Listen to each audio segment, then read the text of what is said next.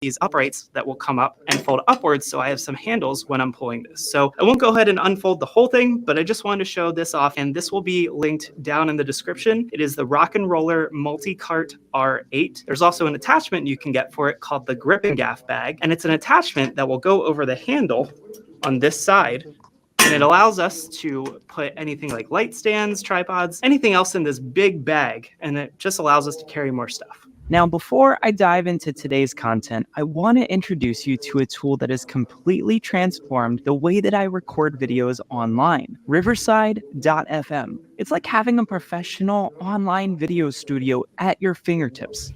This is Riverside, and when you first log into Riverside, you get to a dashboard where you can see all of your studios. You can create new studios anytime that you wish, and you can label them as you'd like. This was an interview with David. Now, when I've recorded this, I have a side-by-side video, but the beauty of this is I can go further down here and I can see that I have individual video files for each person that was in the recording. Now, the cool part about these recorded files is you can download the high-quality version where you get the option for the raw video or the raw audio. Of course, the video comes with the audio, but then you can also download a backup. Now, the really, really cool part about this is I can go into the Magic Editor and I can edit this video myself right here, and I can even see it using that transcript off to the side here. So now, let me show you how I would go about making a new studio. All I have to do is click on the New Studio button, and I'll name it My Studio. And then lastly, we will either enter the studio or continue with just the setup, and you can enter it later. I'm just going to type in, this is my teleprompter. This is a fun tool they just added. And then I'm going to hit the teleprompter button here, and boom, we now have a teleprompter right on the spot. So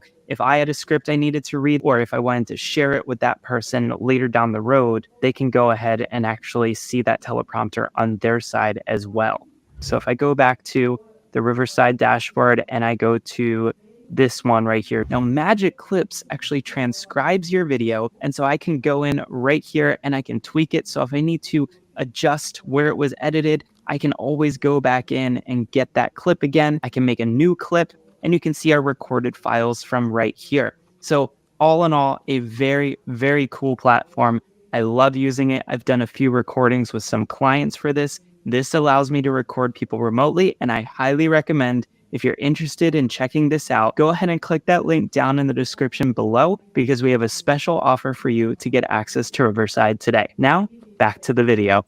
Okay, so first things first, let me talk a little bit about the layout and where everything's going to go. The first thing I need is my ATEM to be front and center, because that's what I'm mostly looking at for the entirety of the switch, and my monitor in front of that. Then eventually I want to put my laptops off to the side so I can control them from here. So let's get started with the ATEM and the monitor. I'm going to do this kind of in reverse so that you guys can see it from your perspective a little bit better than I normally would. But normally this stuff would all face me so that I can see the entire event as I'm switching. Okay, so our first item, this is a monitor, and this is a production monitor. I highly recommend that you use production monitors over TVs or computer monitors, because these are compatible with all of the frame rates. So whether you're recording at 24 frames, 30 frames, at 60, this is always going to be compatible. They also typically have loop outs. So if you need to loop the output to some other screen, you can do that all from here. This particular screen I love because of this protective case. So this is a broadcast monitor, and inside the case, we have a sunshade, which you can Velcro into the monitor in case you're out in the sunlight. But for now, we're just going to pull this off to the side. Also on the back of it, you've got this access panel. And so once I go ahead and open this up, what I like most about this is I can actually lift the door completely off the hinges and take this away.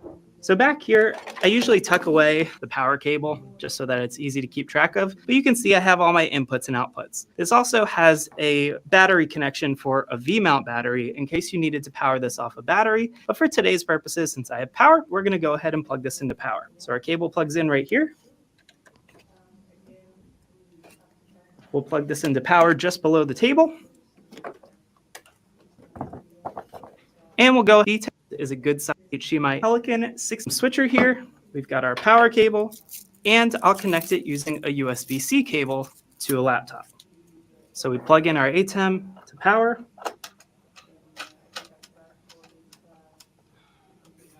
And it's at this point in time, if you were to connect this to the internet to use the built-in encoder, you can also connect your Ethernet cable right now. For me, since I usually use a separate encoder, I'll hold off on that.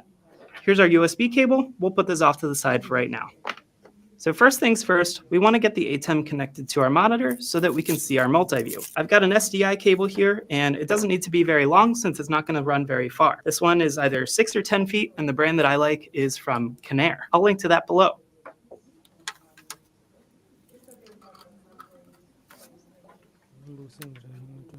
Once you have it plugged in to your SDI port on the back of the monitor, you should see your multi-view if it's set up to output multi-view over output 1 from the ATEM. There it is. You can see it right there. Now, the next thing I want to do is get a laptop out so I can plug it into the ATEM and adjust the software control. Let's go ahead and get one. So this is another Pelican case. This is the Pelican 1500 case, and I like to use this to store 2 laptops. The first one is my main streaming laptop. The second one is going to be my laptop for video playback. Let me go ahead and get both of those out, and we'll get those plugged up.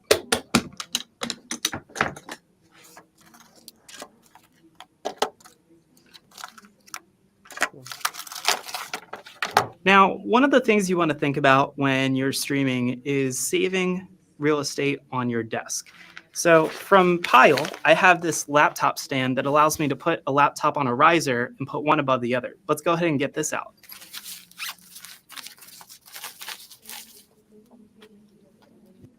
Do you know what's hiding in your business's data? Companies of all sizes use BigQuery. So this is a great little riser, and what this allows me to do is basically elevate one laptop over the other one. And these are pretty easy to open up. Basically, you've got a locking pin that allows you to rotate the stands, and it goes like this. So that way I can put one laptop up here, and the next laptop can go down below right in front of it. As you can tell, I use Mac laptops. These are the MacBook Pros with the M1 Pro processor. I just prefer Mac, but you don't have to use Mac. You can use Mac or PC. The first laptop down here is going to get connected to the ATEM for software control. So let me go ahead and get this plugged into power, and then we'll connect the laptop to the ATEM using a USB-C cable.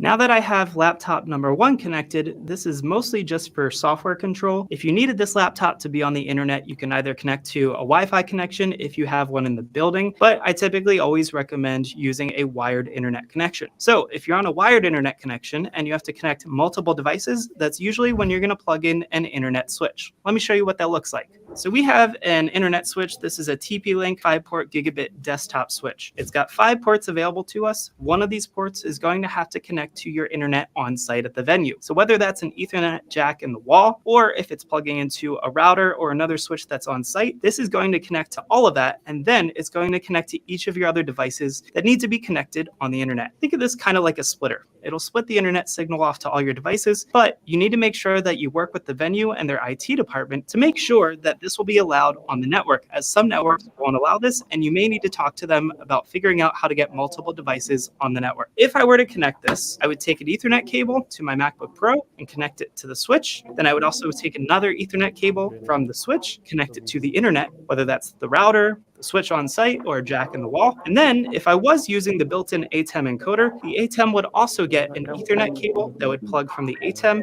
into this switch as well. For example purposes, I'm just going to slide this off to the side, but I want to make sure that you understand that there's a couple different ways you can stream. First, you can stream using the ATEM's built-in encoder. That means that the ATEM has to be connected directly to the internet using an Ethernet cable. So this cable can be connected directly to a router or a switch that's on site. This switch that I'm using here is only to split the internet signal to other devices that I might also need connected to the internet. So I'm going to go ahead and slide this off to the side. But the other way that you could do this is you could basically connect a laptop to the internet, and you can use the USB-C cable as a capture device, or the ATEM as a capture device. That video signal coming out of the ATEM will be seen on your computer as if it were a webcam plugged in. Then you can use sites like Restream.io or even Facebook and YouTube's capture capabilities to capture directly from a webcam, which is your ATEM. The next thing that we'll do is we want to plug in our headphones. Usually I'm plugging them directly into the ATEM because this allows me to figure out what it sounds like coming directly out of the ATEM. So you have your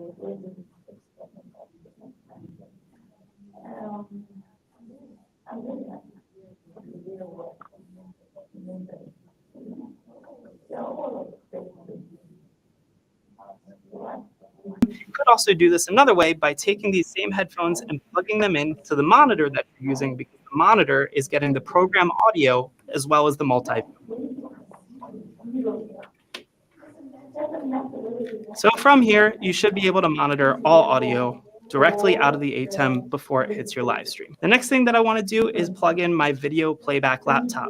This is another MacBook Pro that I use, but again, you can use any other computer. The particular software that I like using is called MIDI, and I've done a video on that you can see. I'll make sure to link to it down below. Now,